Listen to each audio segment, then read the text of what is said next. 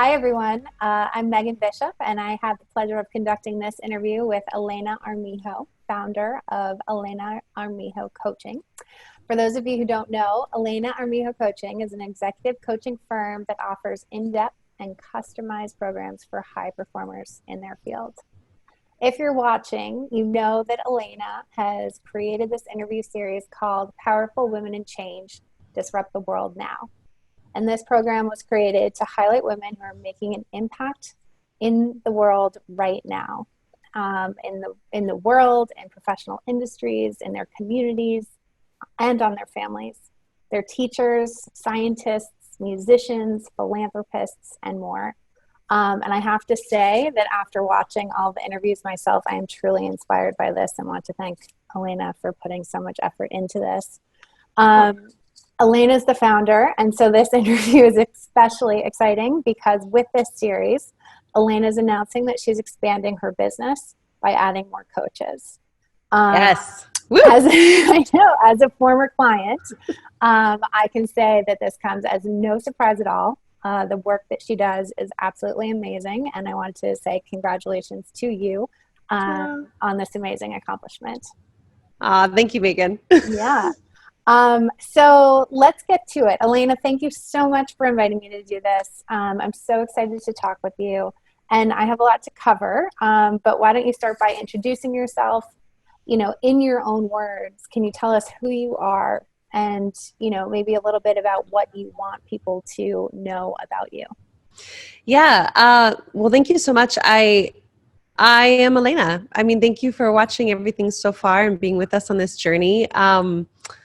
What I want you to know about me is I am always looking to grow and expand myself. So what I love about doing this kind of work is that it requires me to be honest and authentic every day with who I am and where I'm at. I grew up in a small town in New Mexico called Las Cruces, New Mexico, and I found my way to New York as a singer. I had this amazing opera career that took me all over the world in my 20s. And I really got to grow and expand who I am and, through learning about different cultures all over the world. And it was no small feat for somebody from, Las Cruces to come to New York and make some waves. So I like to describe myself as courageous. That's the thing that I think I see consistently through my life so far.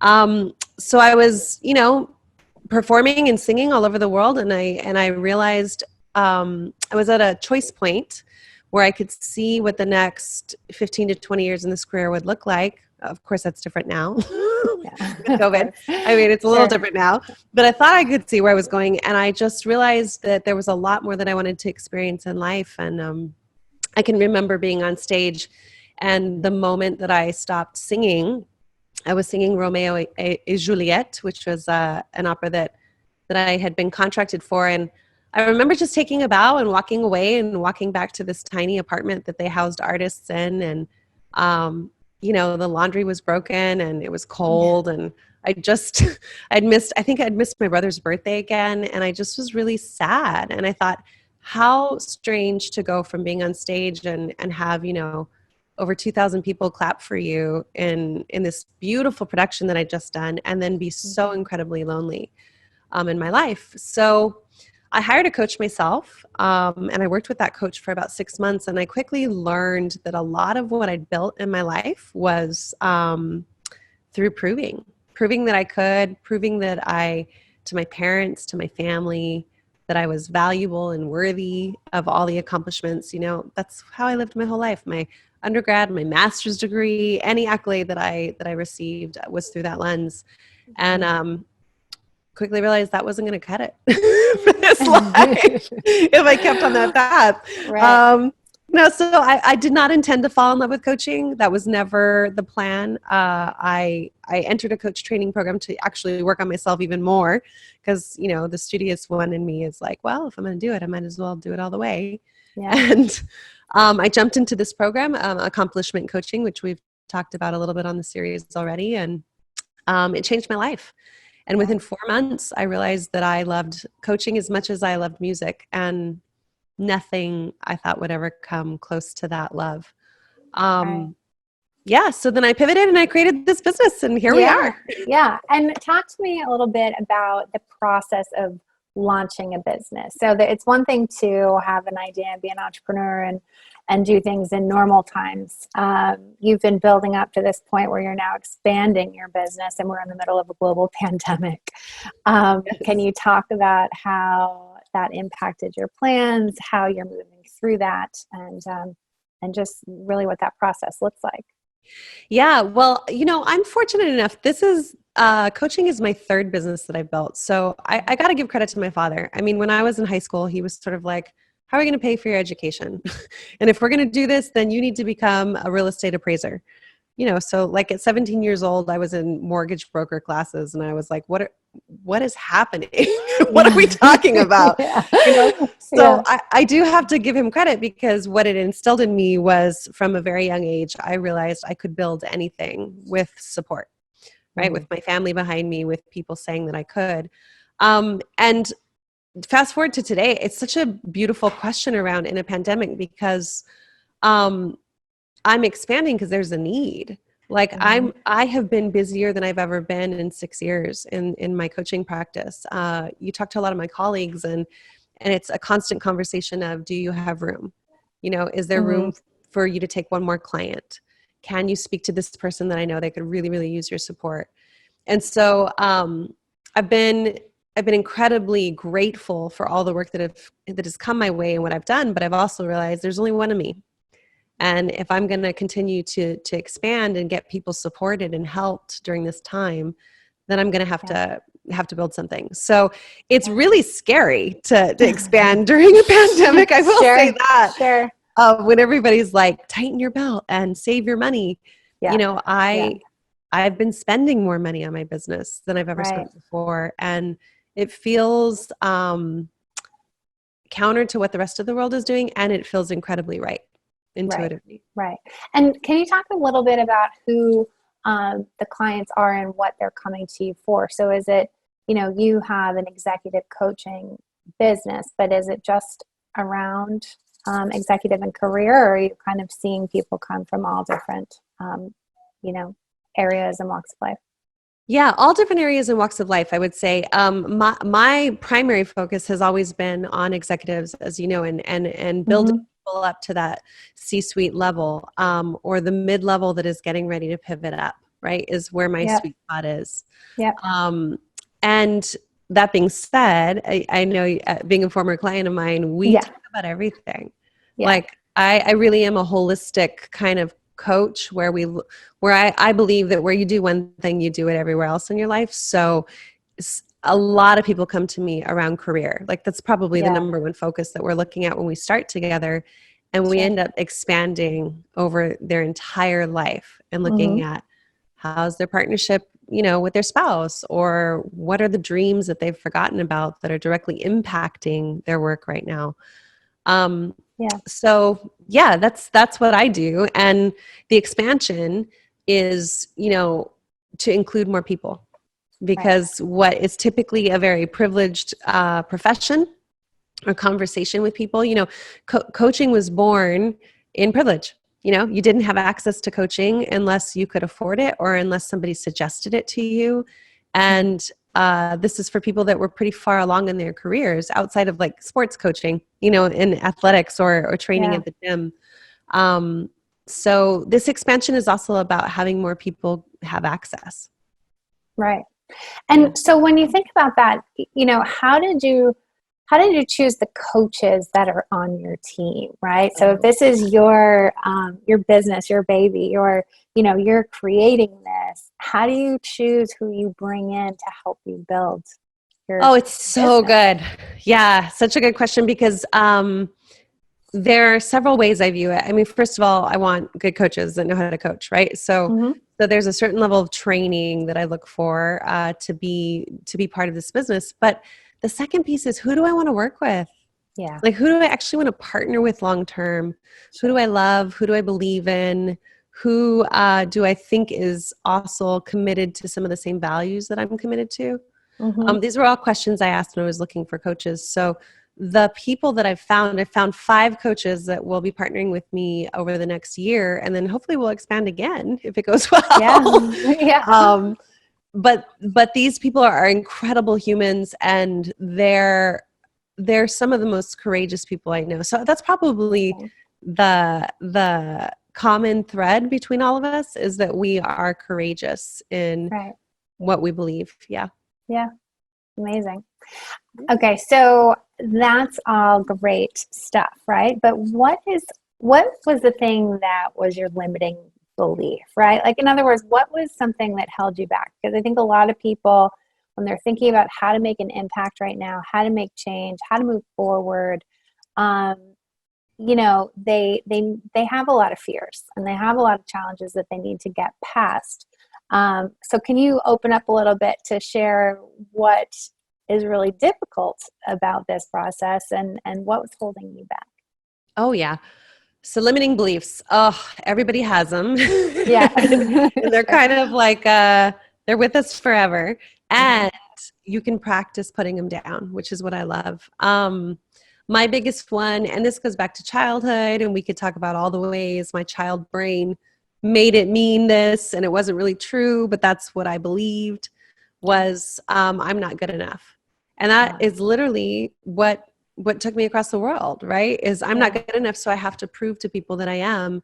And in a way that still has me, be humble and be grateful and be gracious. And the more that I've looked at that belief in therapy, but also looked at what that really is about, the more that I've gotten to know myself, Right. which is not always a pretty journey Yeah. by any means. Yeah. I mean, Uh, people hide from themselves in all kinds of ways, and the result of not looking at that for a long time had me not owning who I am.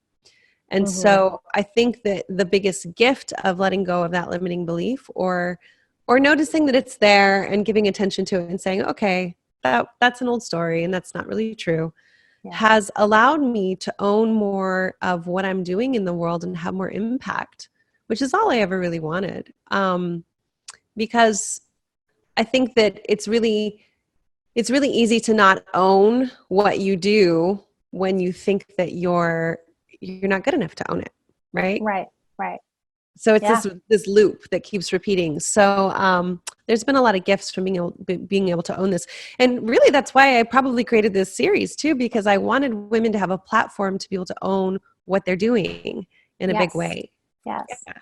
And what kind of, is that limiting belief that you had, is that something that comes out a lot with all of your clients? Like, is that something that you focus on with each individual person? Because you say that, everyone has something that's holding them back. So when you find clients that do have those, how do you work with them to kind of get through that? Yeah, I think it's really important at the very beginning to define what is the limiting belief and what's in Right. your way, because it's different for every person. But I mean, there are some common ones that are out there among a lot of us. But Yeah. I think that it's identifying it first, and then it's getting used to it being around, looking at it, acknowledging it, noticing when it comes up, practicing something different in the moment instead of believing it. So Hmm. we work to shift the narrative of the story that you're telling yourself, all the while knowing that there's a lot of compassion and empathy for where this all came from. Because our limiting beliefs actually were born to keep us safe. That's why Hmm. they exist, to keep you safe, to keep you alive. When you're a Right. kid, you think this is what I need to survive. And as you grow into adulthood, you realize that you don't actually need it anymore. So Mhm. it's learning that you can come from a different place. Yes. Yeah. Excellent. Yeah. And creating possibility, I think, once you get around that limiting belief, at Yeah. least in my work with you, that's what I found was to be the most interesting part. Yeah. Um, on the flip side of the limiting belief, let's talk a little bit about vision, right? And what kind of vision you have for your business, and what kind of vision you have for what this work will do for the world. Yeah, I am big on vision. Oh my gosh, I think it's really important. And what I really want to see with coaching is this industry expand to include everybody. Like I said, Hmm. I think that some people don't even know that coaching exists still. Yep. And there are other people that hear possibility and they're like, what does that word even mean? Hmm. Because they've had no access to possibility. And so my goal and my vision is to expand to be able to serve as many people as possible who want coaching. Like one of the things, you know this about me, my stand is that everybody who walks through my door gets coaching. Right. So it may take a while to find the fit. It may take a while to find the coach that you need, that you want, that's in your price range, whatever the Mhm. things are, but we will find you a coach because I truly believe that everybody doesn't need coaching, but they deserve coaching. And if you'd like to explore it and open up what's possible for you, let me help you find the access point to that, right? So that's my Mhm. vision for the business. And then my vision for the world on the other side of that is authentic leadership, Mhm. authentically leading your lives. And Yeah. I really think that we're in a time period where now more than ever, we're being called to slow down and Yeah. ask yourself what it is you believe and look inside who you want to be about what you believe. Mhm. And that is the closest so far I think we've been to full on open hearted, heart based leadership that's outside of an old paradigm. Yeah. And I just think a world full of leaders who are really in tune with their voice and what they want and what they believe could cause some really great things outside of where we come from, which in my opinion, the old school model is a very fear-based leadership or one way of doing leadership to create results. And now we're in a Yeah. time where there's so much creativity possible. Yeah. It absolutely are. It's a lot of time for reflection right now as we're all kind of sitting in our homes. Yes. So it sounds like with this series we're talking about disruption. Mhm. Um, the one thing that you would want to disrupt most through your work is that to create authentic leadership, or what is that Yeah. main goal? It's disrupting the idea that you cannot have the things that you think you can't have. And what I mean by that is anything that you can dream or create, Hmm. let's go get that, right? As opposed to believing that it has to look a certain way or you have to give up things or you have to be a certain way or you have to Hmm. speak a certain way. Like that's what's on the other side of disruption is giving all of that up in service of no, this is the life I truly want to be living. Because Hmm. I mean, COVID has taught us. I think we all know that we're all gonna not be here for a long time. Well, someday we're not gonna we're not gonna be here anymore, right? Yeah. And I think with COVID in particular, like time is short. What are you Yeah. gonna do with it, right? Right. Right.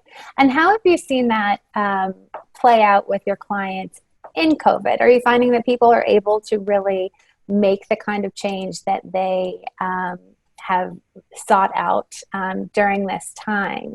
Again, I think during a pandemic, it can be really hard to think that you could actually achieve things or move things forward. So, are you Yeah. seeing progress with people that you're working with now, or you know, Yeah.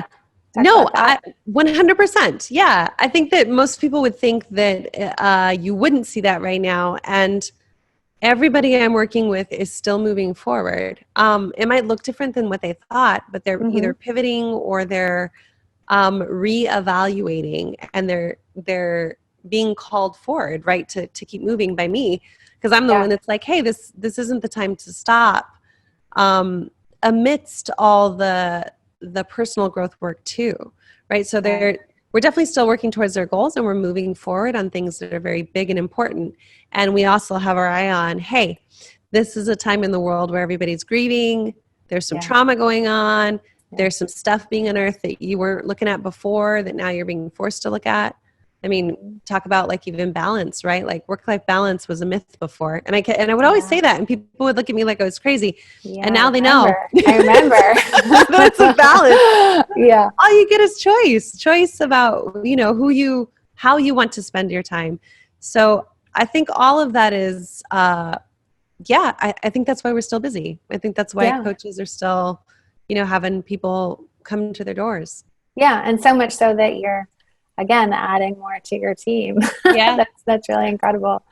Um, so, thank you so much for sharing with us and creating this series. I have two more questions that I want to ask you so that you can, leave some final thoughts with your viewers. If you had a time machine, what advice would you give your 20-year-old self and why? Oh my gosh. I First love this question. question. Yeah. Yeah. I've been asking it a lot to people, so I've had some time to reflect, but Yeah, sure. I think I would tell her, number one, you need to have way more fun. You're taking yourself way too seriously. Interesting. Okay. So Good enjoy one. life a little more. Yep. And you have no idea what you're going to create Hmm. and how magical it will be. And there's absolutely no reason to, feel like you are not good enough. Like you have no idea. So Amazing. much is coming. Yeah. Amazing. All right, last question. If you had a megaphone and had to make a statement leading the world into the next year, what would you say? Also something I've thought a lot about through this series and creating it. And it's now is your time. There's no more waiting. This is it. That we have, been given the gift of the entire world turned upside down Mm-hmm. so that you can do it differently. So now is the time. Come on. Amazing.